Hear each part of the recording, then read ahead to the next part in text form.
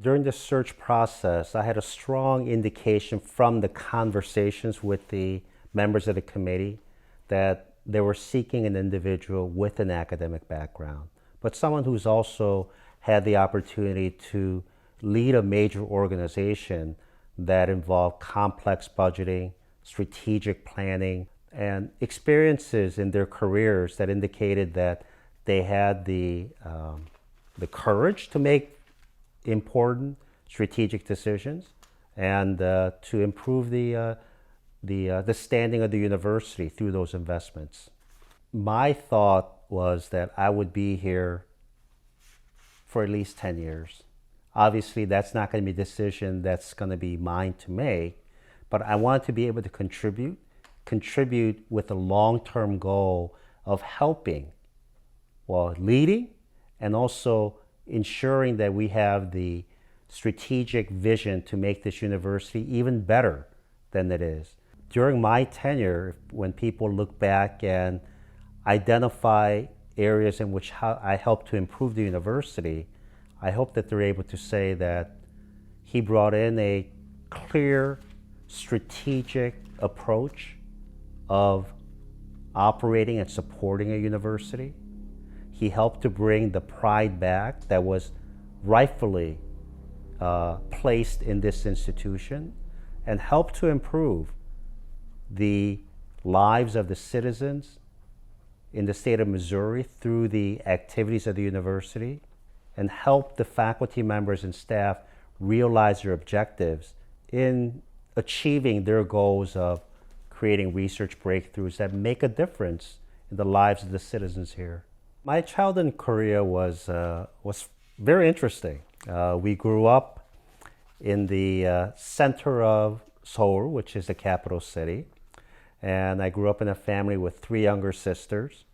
And my father had a few positions within the Seoul Athletic Committee. And my mother was a nurse, a practicing nurse. And at the time, I didn't realize it, but we grew up in a home that was very frugal and by necessity.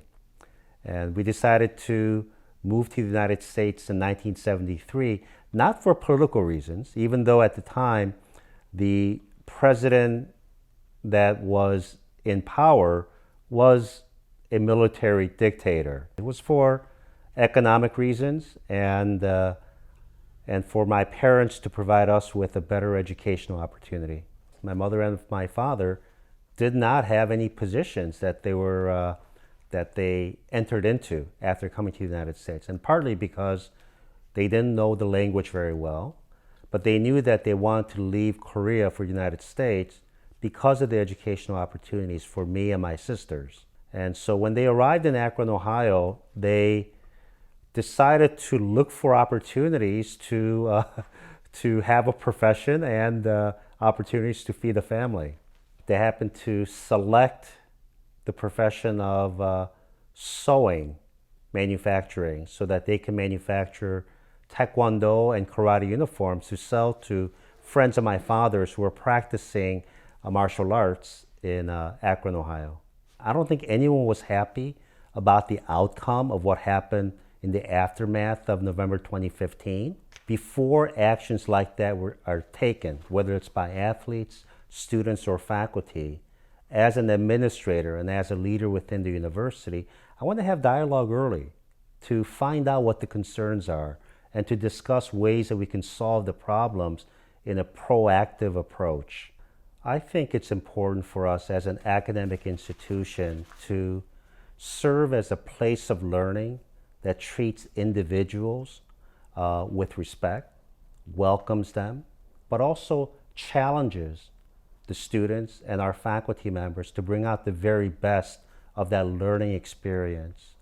And I believe very strongly that we are a stronger university when we bring in faculty members, students, and staff with diverse backgrounds, experiences, and perspectives. Having grown up in Chicago and Akron, Ohio, being one of the few Asian students, there were times when I had a situation where I felt that my race played a role in how I was being treated. But it was very important for me to not take these things personally, get to know the people who I'll be studying with and working with, and try to come to a mutual agreement so that we can work well with each other. I think we have to address matters of racial incidents very seriously. We have to educate our students to be able to treat each other with respect and to treat individuals for the value that they bring. But I also believe that we have to be resilient. And resilience, I believe, is one of the characteristics that we all need to understand and as well as embrace when it comes to areas such as interdisciplinary plant sciences, when it comes to nuclear engineering or orthopedic surgery. We have some of the best faculty members and colleagues that other colleagues from around the country want to join and become a part of. And while it's very important for us to also address the pay disparity of our faculty members and staff compared to their colleagues throughout the country, there are some very positive attributes that we can highlight to attract some of those individuals. But as we address our budget challenges and to grow the enrollment and find other ways of growing the revenue, we do have to address the salary issue with regard to the faculty and staff. Some of the salary comparisons of our faculty members and staff compared to counterparts throughout the country, it indicates to us that it needs work. In many cases, we are in the bottom quintile of the comparisons. Currently, where we stand among other AAU institutions indicate that we have some work to do when it comes to extramural research funds, especially those from federal agencies that are received on a competitive basis after review of the proposals. Now, while it is true that faculty members in the arts and humanities typically do not receive extramural research grants from federal agencies, but their works that are published in journals or books or conference proceedings can also be cited. And those citations count towards the evaluation for AAU metrics. Faculty members in the humanities and the arts should be valued. We're a comprehensive public research university, and our greatness as a university is defined by their activities, as well as the activities who are working in the sciences, medicine, and engineering. But they also are beginning to measure the quality of the undergraduate education. So we can't lose sight of the importance of student success programs that we need to implement to ensure that our students are receiving a top-notch education at the University of Missouri.